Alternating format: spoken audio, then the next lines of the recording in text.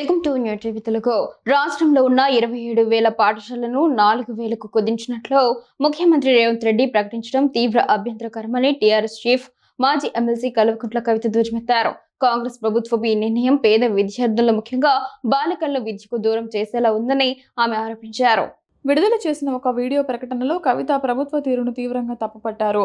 ఈ నిర్ణయం అత్యంత దారుణమని ఆమె అభివర్ణించారు. రాష్ట్రంలోని గురుకుల పాఠశాలల్లో సుమారు 100 మందికి పైగా విద్యార్థులు మరణించినా కనీసం సమీక్ష కూడా నిర్వహించిన ముఖ్యమంత్రి రేవంత్ రెడ్డి ఇప్పుడు పాఠశాలలు మూసివేతపై దృష్టి సారించడాన్ని ఆమె విమర్శించారు.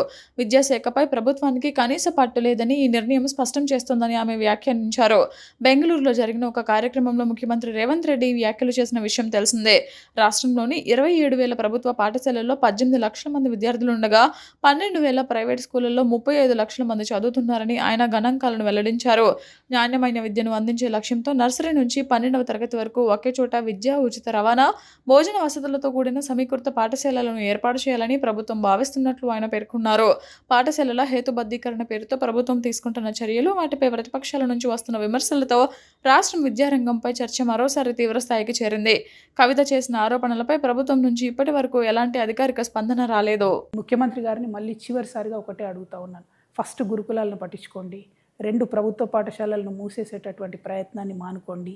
ఫీజు రియంబర్స్మెంట్ డబ్బుల్ని ఇమ్మీడియట్గా రిలీజ్ చేయండి. జూనియర్ కాలేజెస్ అఫిలియేషన్ చేయండి. డిగ్రీ కాలేజ్లో సిలబస్లో ఉన్నటువంటి కన్ఫ్యూజన్ని దూరం చేయండి. అన్నిటికన్నా మించి ఫీజు నియంత్రణ చట్టాన్ని తక్షణమే ఈ మాసంలో 15వ తారీఖు లోపల స్కూల్స్ రిలీజ్ అవుతున్నాయి కాబట్టి, ఓపెన్ అవుతూ ఉన్నాయి కాబట్టి అంత లోపల చట్టం తీసుకురండి. ఇవన్నీ చేయకుండా విద్యను నాశనం చేసేటటువంటి ప్రయత్నాల్ని మానుకోండి. విద్యను నాశనం చేస్తే భవిష్యత్ తరం తెలంగాణ దెబ్బతింటదనే విషయాన్ని చిత్తశుద్ధితో గమనించాలి. Thank you. జై తెలంగాణ.